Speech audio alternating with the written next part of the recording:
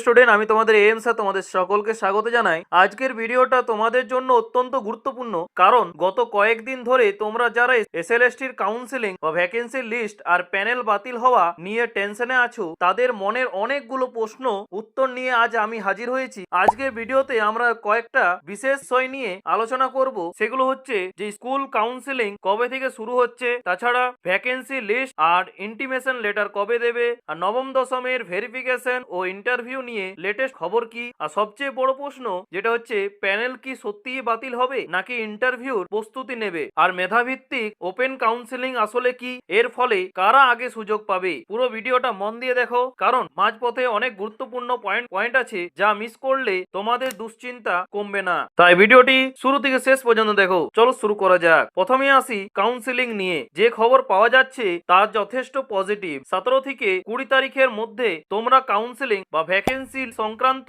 বড় আপডেট পেতে পারো। এবার চলে আসি যে কেন দেরি হচ্ছে। এসএসসি শিক্ষা দপ্তরের কাছ থেকে ভ্যাকেন্সি লিস্ট হাতে পেয়েছে, কিন্তু কমিশন এবার খুব সতর্ক। অতীতে দেখা গেছে যে একজনকে রেকমেন্ডেশন দিয়ে স্কুলে পাঠানো হলো, কিন্তু স্কুলে গিয়ে সে দেখলো সেই সাবজেক্টের পোস্টেই নেই। এতে যেমন ক্যান্ডিডেটের হয়রানি হয়, তেমনি নিয়োগ প্রক্রিয়া নিয়েও প্রশ্ন ওঠে। যেহেতু পুরো নিয়োগটা সুপ্রিম কোর্টের নজরদারিতেই হচ্ছে, তাই কমিশন এবার প্রতিটা ভ্যাকেন্সি নিজে হাতে চেক করছে। 17 তারিখ পর্যন্ত মাধ্যমিক ও উচ্চ মাধ্যমিকের কাজের একটা বড় চাপ আছে, তাই এর পরেই তোমরা ওয়েবসাইটে নোটিশ বা ইন্টিমেশন লেটার ও ভ্যাকেন্সি লিস্ট একসাথে পেয়ে যাওয়ার সম্ভাবনা কিন্তু প্রবল। আর তাছাড়া তোমরা অনেকেই জানো যে এই মাসের লাস্ট সপ্তাহে কিন্তু তোমরা দেখতে পাবে তোমাদের কিন্তু 11-12 এর ফাইনাল প্যানেল কিন্তু বেরোতে চলেছে। তাছাড়া এবারে কাউন্সিলিং এর সবচেয়ে বড় চমক হলো সিমিএল বা কম্বাইন্ড মেরিট লিস্ট। অনেকেই বুঝতে পারছো না যে এটা কি। সহজভাবে বুঝিয়ে বলি, এবারে কাউন্সিলিং হবে পুরোপুরি মেধার ভিত্তিতে। একটা সাবজেক্ট যতগুলো সিট আছে সেই অনুযায়ী সর্বোচ্চ নম্বর থেকে সর্বনিম্ন নম্বর পর্যন্ত একটা লিস্ট তৈরি হবে। আগে যেমন এসসি এসটি বা ওবিসি র্যাঙ্ক নিয়ে আলাদা করে ভাবতে হতো, এখন মূল ফোকাস হচ্ছে জেনারেল বা ইউআর ক্যান্ডিডেটের মতো টোটাল মেরিট লিস্টের ওপর। এতে কারা লাভবান হবে সেটা হচ্ছে যে বেশি নম্বর পেয়েছে সে আগে স্কুল বাছাইয়ের সুযোগ পাবে। আর দুই হচ্ছে এখানে মেল বা ফিমেল স্কুল নিয়ে আলাদা ক্যাটাগরি করার সম্ভাবনা কম। ওপেন কাউন্সিলিং হওয়ার খবরই কিন্তু বেশি। তাছাড়া মেধাকে অগ্রাধিকার দেওয়া হচ্ছে, যাতে কেউ বলতে না পারে যে কম নম্বর পেয়েও কেউ আগে সুযোগ পেল।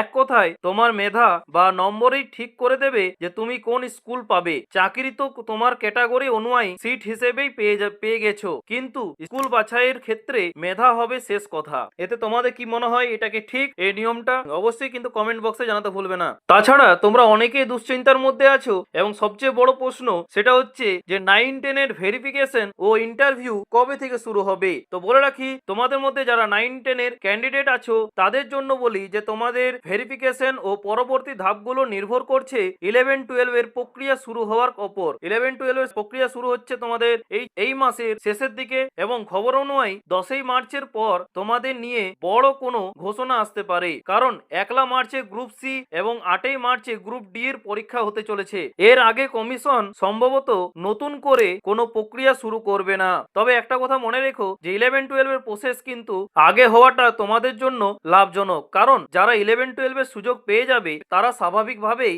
9-10 এ আসবে না। ফলে তোমাদের জন্য কম্পিটিশন কিছুটা কমবে এবং প্যানেল থেকে চাকরি পাওয়ার সুযোগ কিন্তু বাড়বে। তারপরের পয়েন্টটা হচ্ছে, এবার হচ্ছে সবচেয়ে বড় একটা দুশ্চিন্তার মধ্যে সবাই আছে, এবং এটা কিন্তু পসিবলও হতে পারে। ঠিক আছে, সেটা হচ্ছে ভাইরাল প্রশ্ন, সেটা হচ্ছে প্যানেল কি বাতিল হবে। এবার আসি সেই বিতর্কে যা নিয়ে তোমরা রাত দিন টেনশন করছো যে প্যানেল কি বাতিল হবে। হাইকোর্টে 10 নম্বর বাতিল হওয়া নিয়ে যে মামলা চলছে তা নিয়ে অনেক ঘুম উড়েছে। যদি এই 10 নম্বরটা এক্সপিরিয়েন্সের যে 10 নম্বর সেটা যদি বাতিল হয়, তাহলে তোমরাও বুঝতে পারছো যে পুরো প্যানেলটাই কিন্তু ক্যান্সেল করতে হবে। কেননা 11-12 এর ম্যাক্সিমাম কিন্তু ছাত্র এই এক্সপিরিয়েন্সের 10 নম্বর নিয়ে তারা কিন্তু চান্স পেয়েছে। এর ফলে কিন্তু গোটা প্যানেলটাই কিন্তু পরবর্তীতে বাতিলের সম্মুখীন কিন্তু হতে হবে। সেটা তোমরা অনেকে বুঝতে পারছো সেটা, কিন্তু এখনো পর্যন্ত কিন্তু কেসটা পেন্ডিং এ রয়েছে। সেটা কিন্তু 18ই ফেব্রুয়ারিতে কিন্তু শুরু হবে। এই রায়টা কিন্তু একটু পিছিয়ে 18ই ফেব্রুয়ারিতে কিন্তু আবার শুনানি আছে। সেই শুনানিতে যদি 10 নম্বরে এক্সপিরিয়েন্সের যে 10 নম্বর সেটা যদি বাতিল হয়, তাহলে কিন্তু পুরো প্যানেলটাই কিন্তু ক্যান্সেল হয়ে যাবে। সেটাই কিন্তু এখন দেখার বিষয়। তাছাড়া বাস্তবটা বোঝো যে 2016 প্যানেল বাতিল হয়ে সুপ্রিম কোর্টের নির্দেশে নতুন করে পরীক্ষা পরীক্ষা হয়েছে, টেন্টেড আনটেন্টেড আলাদা করা হয়েছে। 10 বছর আগের একটা প্যানেল একবার বাতিল হওয়ার পর আবার বাতিল হওয়াটা কার্যত অসম্ভব, কিন্তু এটা কিন্তু সম্ভবও হওয়ার কিন্তু একটা চান্স কিন্তু রয়েছে। এটা কোনো সাধারণ নিয়োগ নয় যে চাইলে কিন্তু সহজে বাতিল হয়ে যাবে, কিন্তু এখানে কিন্তু বাতিল কিন্তু হতেও পারে। ঠিক আছে, সাধারণত এটা কিন্তু বাতিল হওয়ার নয়। ঠিক আছে, কিন্তু সম্ভাবনা কিন্তু রয়েছে, এই নয় যে 100% কিন্তু বাতিল হবে না। ঠিক আছে, বাতিল হওয়ার সম্ভাবনা কিন্তু রয়েছে। সেটা দেখার বিষয় যে কতজন টেন্টেড ওই প্যানেলে ঢুকে আছে তার উপর নির্ভর করছে। তাছাড়া এখন যেহেতু বাতিল হয়নি, তাই তোমাদের কি করা উচিত? এক হচ্ছে ইন্টারভিউর জন্য পড়ো। যদি তোমার নাম প্যানেলে থাকে তবে নেগেটিভ কথায় কান না দিয়ে ইন্টারভিউর জন্য প্রস্তুতি নাও। আর 2 হচ্ছে মানসিক জোর রাখো। প্যানেল বাতিল হয়ে আবার নতুন পরীক্ষা হবে, এই চিন্তা করে সময় নষ্ট করা মানে নিজের সুযোগ নিজেই নষ্ট করা। তাছাড়া 3 নম্বর হচ্ছে যে 10 নম্বরের মামলা। এই 10 নম্বরের মামলাটা তোমরাও জানো যে হাইকোর্টে 10 নম্বর নিয়ে যে মামলা, তার রায় যাই হোক না কেন, ঠিক আছে, সেটা কিন্তু পুরো প্যানেলটা বাতিল করার মতো পর্যায়ে যাওয়ার সম্ভাবনা কিন্তু খুবই কম। কোনো একটা অংশের পরিবর্তন হতে পারে, সেটা কিন্তু আগের ভিডিওতে আমরা আলোচনা করেছি যে 2জন টেন্টেড ছিল, সেই 2জনকে কিন্তু বাতিল করে দেওয়া হয়েছে। সেই রকমই কিন্তু হওয়ার সম্ভাবনা রয়েছে। কিন্তু যদি 60% যদি টেন্টেড থাকে এবং 40% যদি আনটেন্টেড থাকে, ঠিক আছে, তাহলে কিন্তু এই প্যানেলটা কিন্তু বাতিল হওয়াটাই কিন্তু স্বাভাবিক। তাও দেখার বিষয় যে এখন কি হচ্ছে।